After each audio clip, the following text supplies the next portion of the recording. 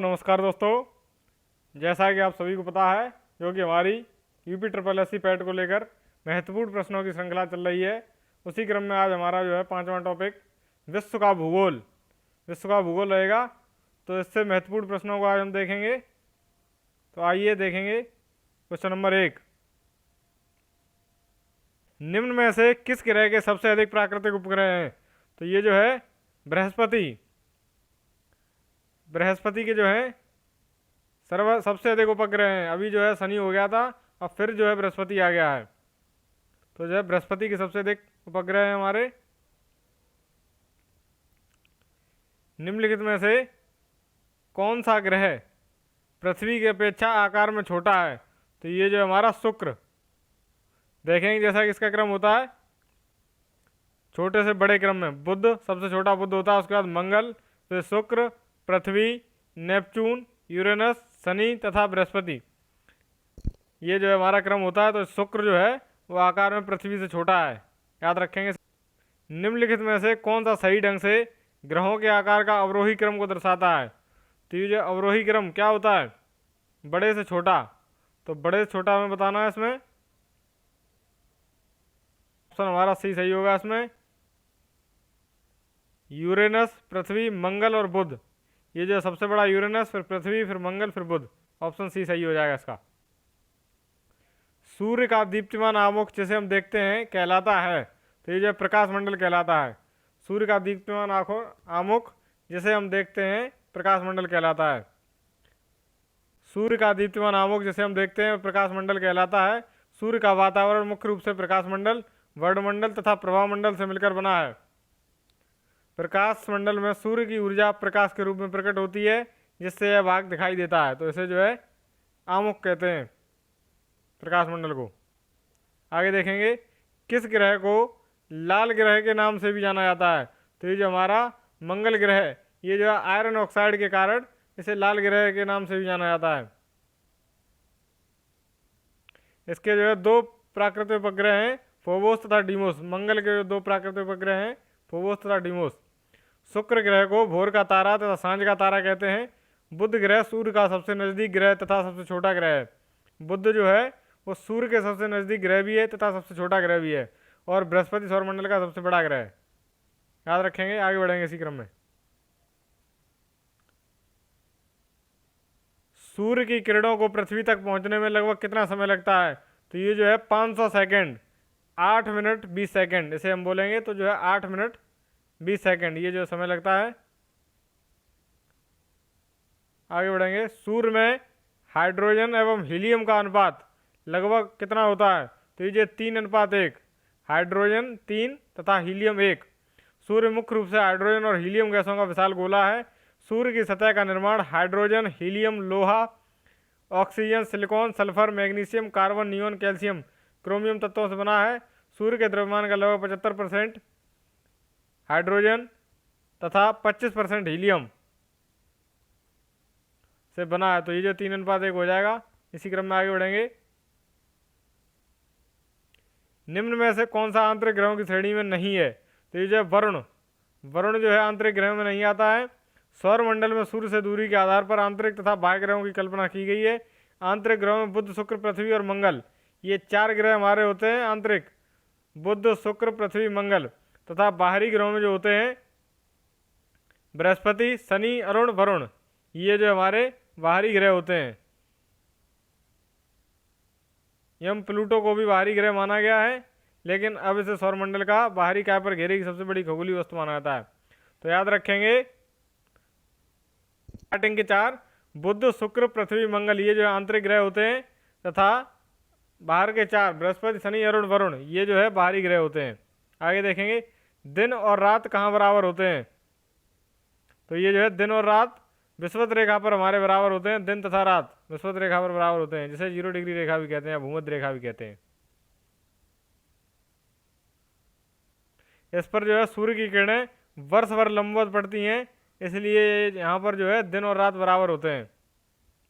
अगला देखेंगे किसी वर्ष की उन तिथियों को क्या कहते हैं जिसमें रात और दिन की लंबाई में अंतर सर्वाधिक होता है? तो इसे जो है संक्रांति कहते हैं। रात तथा दिन की लंबाई में अंतर सर्वाधिक कहाँ? संक्रांति पर होता है। सर्वाधिक अंतर जो है संक्रांति पर होता है। संक्रांति एक खगोलीय घटना है, वर्ष में 2 बार घटित होती है। संक्रांति पर सूरज अपने सबसे उत्तरी व दक्षिणी भ्रमण बिंदु पर पहुंच जाता है। ये बात याद रखेंगे। आगे देखेंगे, वैज्ञानिक अनुमान से इस ग्रह पर कितने वृक्ष हैं? तो ये जो है 3 ट्रिलियन हैं।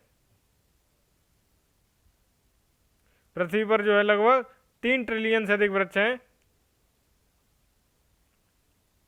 तो प्रत्येक व्यक्ति के हिस्से में जो है 422 वृक्ष आते हैं लगभग। पुराना आंकड़ा है थोड़ा। 1 डिग्री अक्षांश कितने किलोमीटर को दर्शाता है? तो ये जो 111 किलोमीटर को दर्शाता है 1 डिग्री अक्षांश। 1 डिग्री अक्षांश 111 किलोमीटर को दर्शाता है। ग्लोब पर भूमध्य रेखा के समांतर खींची गई काल्पनिक रेखाओं को अक्षांश रेखाएं भी कहते हैं। तो ये जो है हमारे ग्लोब पर, पृथ्वी पर जो भूमध्य रेखा के समांतर रेखाएं खींची जाती हैं उन काल्पनिक रेखाओं को अक्षांश रेखाएं भी कहते हैं। ठीक है, आगे बढ़ेंगे। पृथ्वी की संरचना में रासायनिक लौह तत्व आयरन की कितनी मात्रा होती है? तो ये जो है 32 से 35% आयरन की मात्रा होती है। पृथ्वी की रासायनिक संरचना में 32 से 35% लोहा पाया जाता है।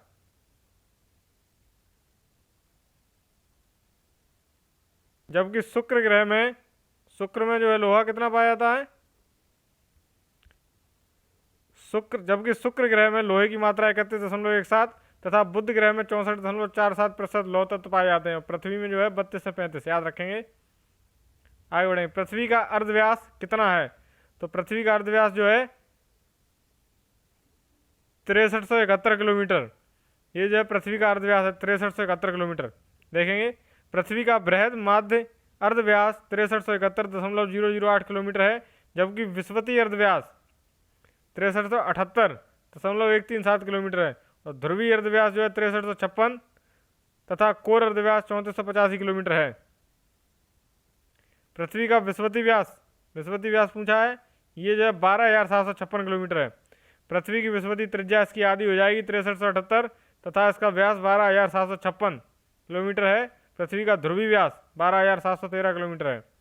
तो विषुवतीय व्यास ही ज़्यादातर पूछा जाता है आप लोगों से। तो ये जो है 12,756 किलोमीटर है पृथ्वी का। आगे देखेंगे, 1 घंटे के समांतर में देशांतरी दूरी होगी। तो ये जो है 15 डिग्री। 1 घंटे में जो है देशांतर दूरी 15 डिग्री हो जाती है। और तथा 24 घंटे में ये जो है 360 डिग्री घूम जाती है। पृथ्वी जो है अपने अक्ष पर 24 घंटे में 360 डिग्री घूमती है और 1 घंटे में जो है 15 डिग्री हो जाएगा। इसका भाग देंगे तो आगे बढ़ेंगे। वर्ष का सबसे लंबा दिन है। तो सबसे लंबा दिन जो है हमारा 21 जून होता है। सबसे लंबा दिन 21 जून होता है। देखेंगे इसके बारे में। उत्तरी गोलार्ध में शीत अयनांत अर्थात 21-22 दिसंबर को वर्ष का सबसे छोटा दिन, तथा अगर छोटा दिन पूछा जाए तो ये जो है 21-22 दिसंबर, तथा इसके विपरीत ग्रीष्म अयनांत के समय उत्तरी गोलार्ध में 20-21 जून को वर्ष का सबसे लंबा दिन होता है। तो ग्रीष्म अयनांत की बात की जाए तो 20-21 जून को सबसे लंबा दिन होता है, तथा शीत अयनांत में सबसे छोटा दिन 21-22 दिसंबर को होता है। इसके विपरीत 20-21 जून को दक्षिणी गोलार्ध में सबसे छोटा दिन, अगर दक्षिणी गोलार्ध की बात की जाए तो इसका उल्टा हो जाएगा। 20-21 जून को सबसे छोटा तथा 21-22 दिसंबर को सबसे बड़ा दिन होता है। अगर दक्षिणी अयनांत की बात की जा रही है तो आगे देखेंगे, दक्षिणी गोलार्ध में सबसे छोटा दिन है। ये देखो, दक्षिणी की बात की जा रही है तो ये उल्टा हो जाएगा, यानी कि 21 जून को सबसे छोटा हो जाएगा। और अगर दक्षिणी गोलार्ध में बड़ा पूछा जाए तो 21-22 दिसंबर, याद रखेंगे। और उत्तरी गोलार्ध में तो ये जो है सबसे बड़ा होगा 21 जून। आगे देखेंगे, निम्नलिखित देशों में से किस एक के देशों में से भूमध्य रेखा गुजरती है? तो ये जो है कोलंबिया, केन्या और इंडोनेशिया, यहाँ से जो है इन देशों से जो है भूमध्य रेखा गुजरती है। Colombia, Kenya, Indonesia. तो देखेंगे कुछ अन्य देश जहाँ से भूमध्य रेखा गुजरती है।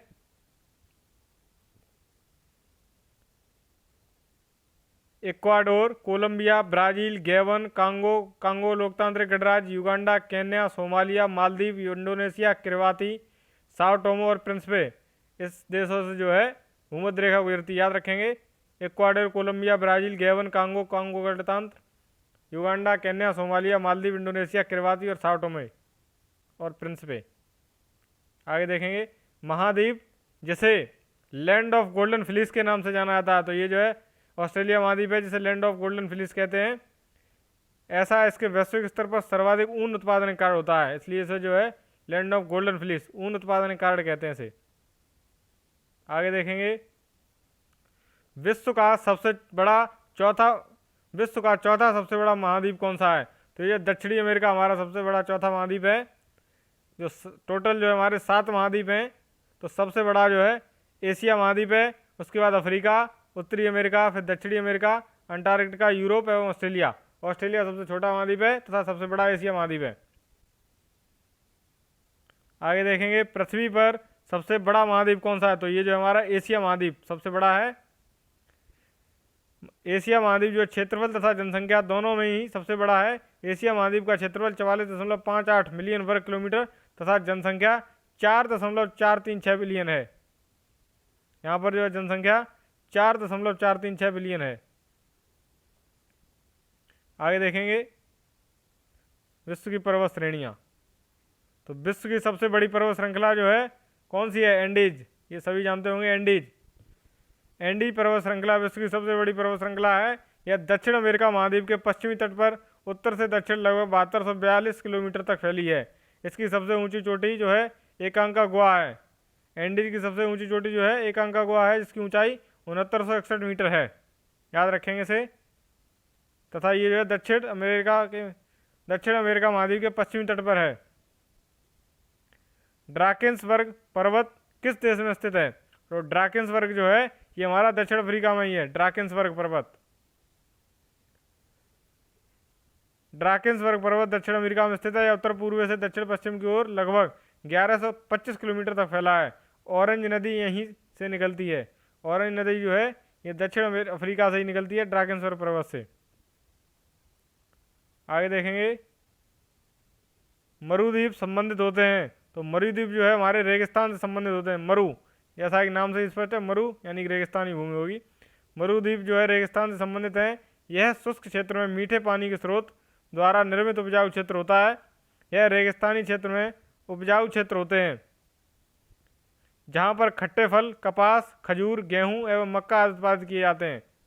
तो जो है मरुद्वीप जो है रेगिस्तान में होते हैं। यहाँ पर खट्टे फल, कपास, खजूर, गेहूँ, मक्का की उत्पादन किया जाता है। कजायलकुम रेगिस्तान स्थित है। तो कजायलकुम जो है उज्बेकिस्तान में है। तथा काराकुम, अगर काराकुम पूछा जाए तो ये जो है तुर्कमेनिस्तान में है। काराकुम जो है तुर्कमेनिस्तान में होगा। तथा कजायलकुम की बात हो रही तो ये जो है हमारा उज्बेकिस्तान में होगा।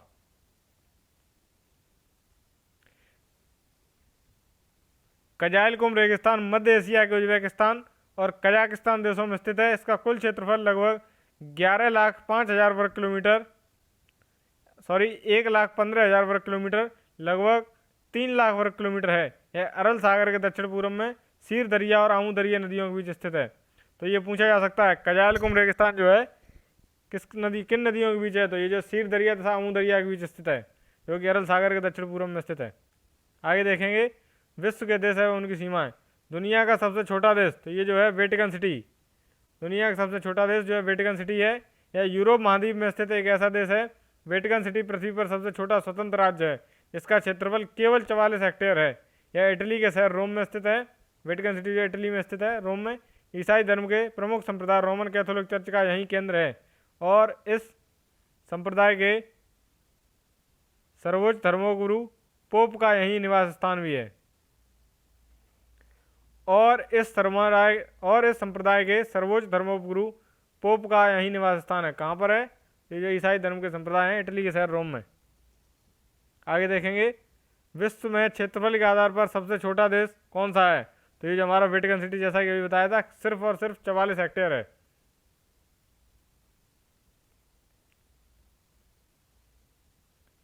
निम्न में से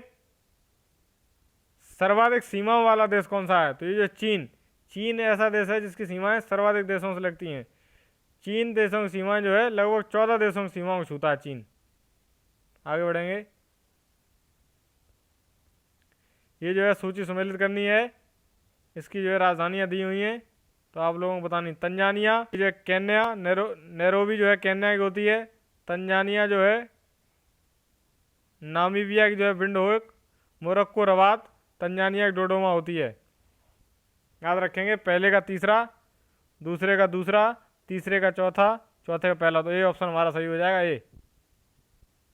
Tanzania Dodoma, Kenya Nairobi, Namibia Windhoek, Morocco Rabat. याद रखेंगे इसे, आगे बढ़ेंगे इसी क्रम में। निम्नलिखित में से कौन सा देश क्षेत्रफल की दृष्टि से विश्व में 5वें स्थान पर आता है? तो 5वें स्थान पर जो है कौन सा देश है? तो ये जो ब्राजील, ये जो है क्षेत्रफल के स्थान पर 5वें स्थान पर आता है। पहला जो है हमारा रूस, फिर जो है कनाडा, फिर जो है अमेरिका, चीन, ब्राजील, ऑस्ट्रेलिया, फिर भारत 7वें नंबर पर आता है। लवणता के बारे में देखेंगे, किस सागर का जल सर्वाधिक जो है लवण है? तो ये जो हमारा मृत सागर, मृत सागर जो है इसमें जो सर्वाधिक लवणता पाई जाती है।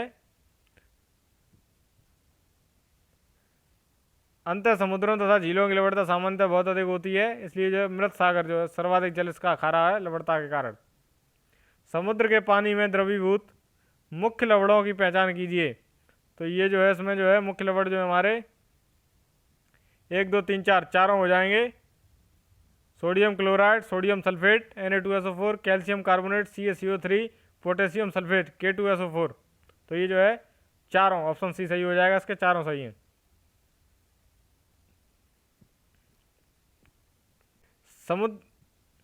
समुद्र के जल में द्रवीभूत लवणों में 7 सर्वाधिक महत्वपूर्ण लवण हैं।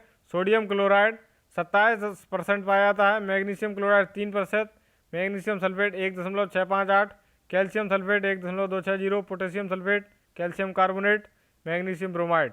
ये सभी जो है लगभग 7 सर्वाधिक तत्व महत्वपूर्ण हैं। आगे बढ़ेंगे। समुद्री जल का औसतन खारापन है, तो ये जो है लगभग 3.5%। समुद्री जल का औसतन खारापन जो है 3.5% है। आगे देखेंगे, विश्व का सबसे ऊंचा झरना स्थित है।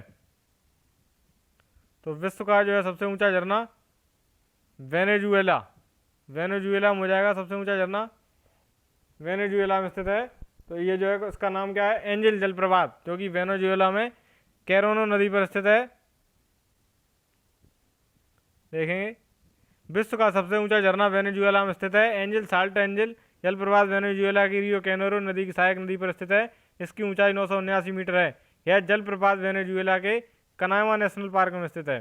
तो ये जो एंजल जलप्रपात जो है हमारा कैरोनो नदी पर है। आगे देखेंगे, डोबर जल संधि, डोबर जल संधि जोड़ती है। तो डोबर जल संधि जो है इंग्लिश चैनल एवं उत्तरी सागर को जोड़ती है। डोबर जल संधि इंग्लिश चैनल और उत्तर सागर को उत्तर पूर्व जोड़ती है। इसके अलावा इंग्लैंड और फ्रांस को अलग करती है।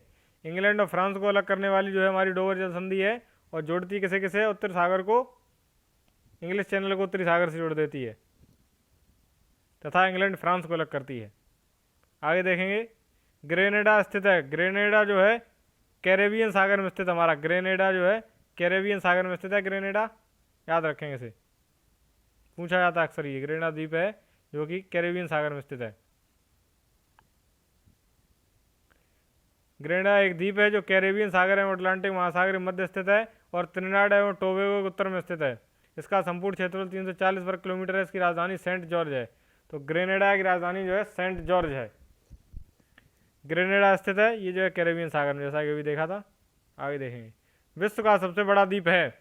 तो विश्व का सबसे बड़ा द्वीप जो है हमारा ग्रीनलैंड, ग्रीनलैंड जो है हमारा सबसे बड़ा द्वीप है।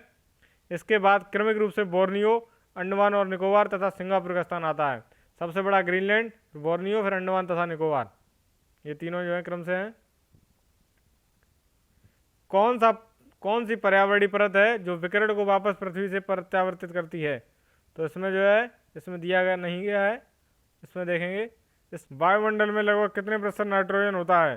तो वायुमंडल में जो है 78 से 79% नाइट्रोजन होता है, तथा 21% ऑक्सीजन, 0.9% आर्गन, 0.03% कार्बन डाइऑक्साइड, तथा 0 से 4.0 जलवाष्प होती है। तो बादल में जो है जलवाष्प कितनी होती है? 4%, carbon dioxide 0.03%, argon 0.9, 21% oxygen, 78% nitrogen. Important question है ये, पूछा जा सकता है इसमें डाटा कुछ भी। आगे देखेंगे, सर्वाधिक वार्षिक वर्षा वाला स्थान। तो ये जो हमारा अमेजन बेसन, यहाँ पर जो है सर्वाधिक वार्षिक वर्षा होती है। यहाँ औसतन वार्षिक वर्षा 200 सेंटीमीटर होता है। यह बेसिन विषुवत रेखीय प्रदेश में पड़ता है, जिसमें यहाँ वर्ष भर वर्षा होती है।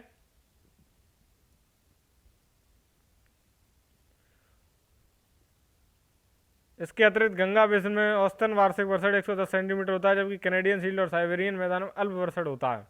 तो सबसे ज़्यादा जो अमेजन बेसिन में 200, उसके बाद गंगा शील्ड में होता है 110 औसतन वार्षिक वर्षा। आगे बढ़ेंगे। धुंध जो नमी के कणों को, बड़े कणों को बनाता है, कहलाता है, क्या कहते हैं? तो इसे जो है कोहरा कहते हैं। ये जो नमी के बड़े कणों को बनाता है, इसी को कोहरा कह देते हैं। वायुमंडल की निचली परत में विद्यमान छोटी छोटी जल की बूंदों, धुआं अथवा धूल कणों की सघन राशि जिससे अदृश्यता उपस्थित होती है, उसे कोहरा कहते हैं। आगे देखेंगे। टर्मिनल डॉपलर प्रभाव TDR जो है किस लिए प्रयुक्त होता है? तो ये जो है खराब मौसम में हवाई जहाज़ों को उतारने के लिए TDR का प्रयोग किया जाता है। इसे जो है टर्मिनल डॉपलर रडार भी कहते हैं। खराब मौसम में हवाई जहाज़ों को उतारने के लिए TDR का प्रयोग किया जाता है।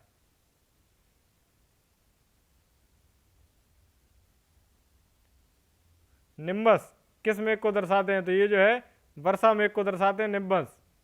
निम्बस ये अक्सर पेपर में पूछ लिया था, निम्बस किसे कहते हैं? तो ये जो हमारे वर्षा मेघ होते हैं, उसी को निम्बस कहते हैं। निम्बस जो एक लैटिन शब्द है, जिसका अर्थ होता है वर्षा या तूफान। आगे देखेंगे। तेज हवाओं द्वारा किस प्रकार की मिट्टी उड़कर आती है और जमा हो जाती है? तो ये जो हमारी बलुई मिट्टी आ जाती है तेज हवाओं में, और ये जो है जमा हो जाती है, तथा इस घटना को वायु अपर्दन भी कहते हैं। जो मिट्टी, बलुई मिट्टी उड़कर आती है, इस घटना को वायु अपर्दन कहते हैं। वायु अपर्दन, उच्छालन, पृष्ठीय विसर्पण तथा झूलन, इन तीनों को जो है वायु अपर्दन कहते हैं। प्रक्षालन, पृष्ठीय विसर्पण तथा झूलन। टेरा रोसा शब्द का तात्पर्य है? तो ये जो है लाल मिट्टी से इसका तात्पर्य है। टेरा रोसा जो है लाल मिट्टी में होता है।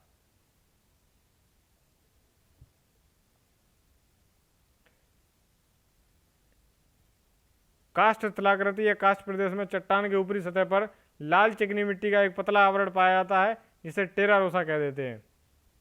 तो ये जो है लाल चिकनी मिट्टी में पाया जाता है टेरा रोसा। आगे देखेंगे।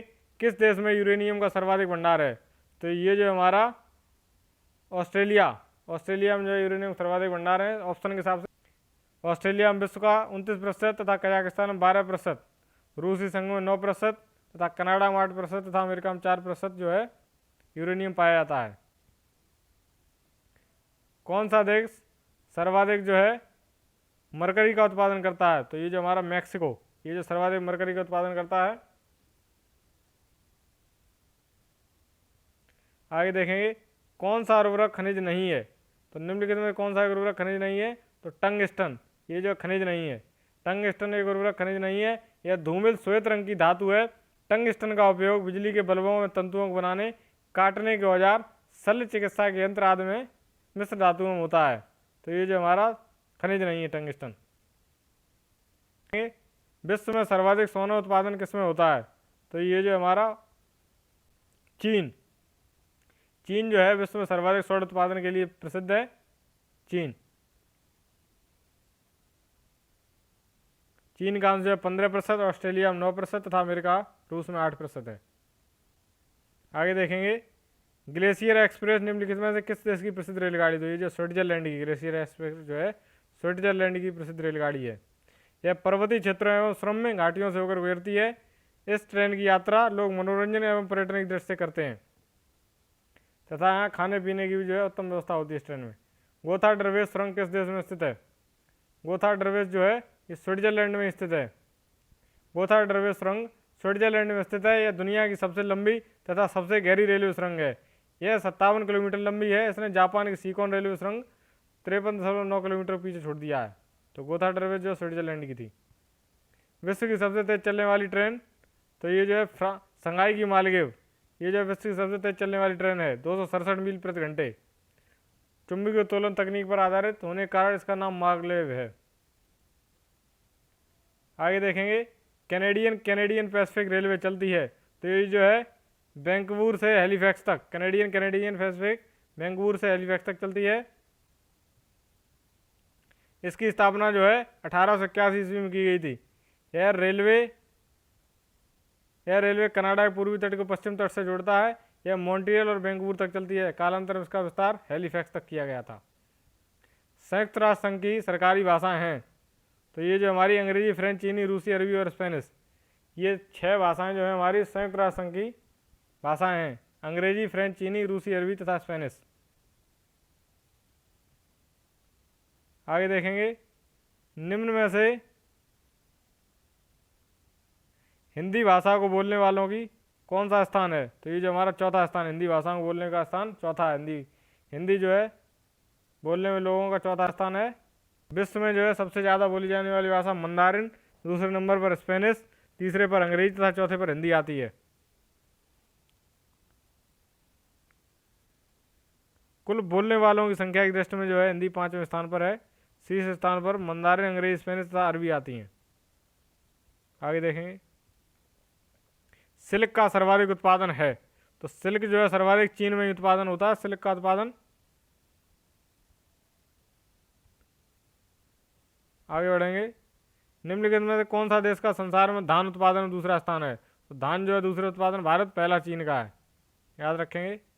जहाँ ऋतु के अनुसार पेड़ों से पत्तियां झड़ जाती हैं उन्हें कहा जाता है, तो ये पर्णपाती कहलाते हैं। जहाँ ऋतु के अनुसार पेड़ों से पत्तियां झड़ जाती हैं उन्हें पर्णपाती कहते हैं। उत्तर भारत में समशीतोष्ण क्षेत्रों में या शरद ऋतु में होता है, इस कारण मौसम को पतझड़ भी कहा जाता है।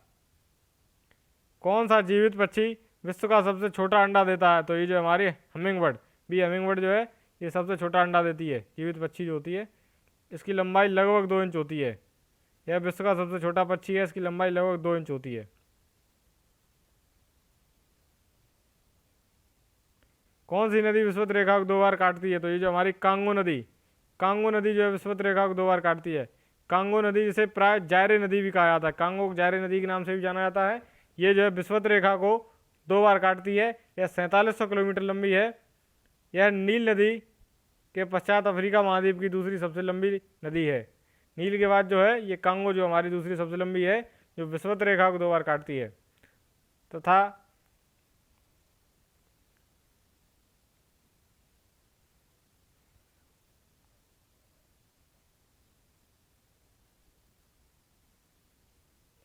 ग्रेट बैरियर रीफ एक है, तो ये जो हमारी एक प्रवाल रचना है जो कि ऑस्ट्रेलिया के उत्तर पूर्वी तट पर प्रशांत महासागर में स्थित है। तथा इसमें जो है ग्रेट बैरियर रीफ में ही विश्व की सबसे बड़ी मूंगे की चट्टान पाई जाती है। यह लगभग जो है 3,48,000 वर्ग किलोमीटर क्षेत्र में फैली है। यह अपनी जैव विविधता के लिए प्रसिद्ध है। इसे वर्ष 1981 में विरासत स्थल घोषित किया गया था।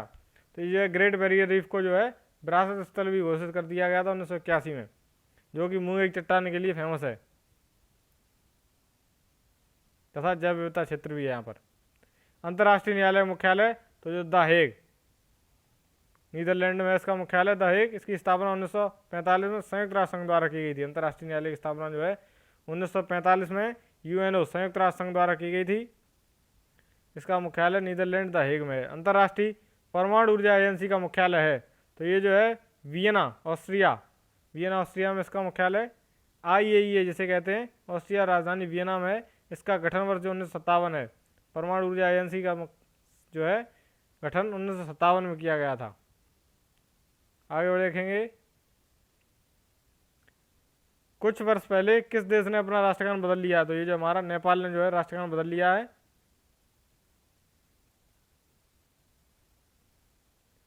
पृथ्वी पर सर्वाधिक तापमान पूर्वी अंटार्कटिका में कितना रिकॉर्ड किया गया है? तो ये जो -93.2 डिग्री सेल्सियस, ये जो है सर्वाधिक तापमान जो है अंटार्कटिका में जो है रिकॉर्ड किया गया है, -93.2 डिग्री सेल्सियस पूर्वी अंटार्कटिका में। कौन सा पदार्थ समुद्र जल से निकाला गया है? तो ये जो हमारा ब्रोमीन जो है समुद्री जल तथा खारी झीलों के ब्रोमीन जो है समुद्री जल तथा खारी झीलों के जल में पाया जाता है। इसकी खोज AJ बेलार्ड द्वारा 1826 ईस्वी में की गई थी। हेलोजन ग्रुप का तत्व है। ब्रोमीन जो हेलोजन ग्रुप का तत्व है तथा इसे जो है समुद्र जल से निकाला। प्रसिद्ध जावा ट्रेंच नामक जो है सबसे गहरा स्थान किस महासागर में है? तो ये जो हमारा हिंद महासागर में जावा ट्रेंच जैसे सुंडाकृति भी कहा जाता है। अक्सर पूछा जाता है परीक्षा में। जावा ट्रेंच जैसे सुंडाकृति भी कहते हैं। ये हिंद महासागर का सबसे गहरा बिंदु है। यह हिंद महासागर के उत्तर पूर्वी भाग में स्थित है। यह लगभग 7450 मीटर गहरा है। जावा ट्रेंच जिसे सुंडाकृत भी कहते हैं, ये जो 7450 मीटर गहरा है, हिंद महासागर के उत्तर पूर्वी भाग में स्थित है। तो आज के लिए फिलहाल इतना ही। देखते रहिए हमारा चैनल, मिलेंगे अगली वीडियो के साथ। तब तक के लिए धन्यवाद। जय हिंद।